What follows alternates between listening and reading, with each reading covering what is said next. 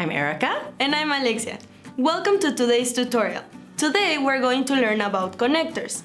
A connector is a word which links two or more sentences and/or ideas together. We have different types of connectors to express contrast, for example, although or in spite of, reason, because of or due to, purpose, in order to or so that, and alternative, instead of. Here's an example. Hey, I'm going to run for class president. Are you serious? That's fantastic.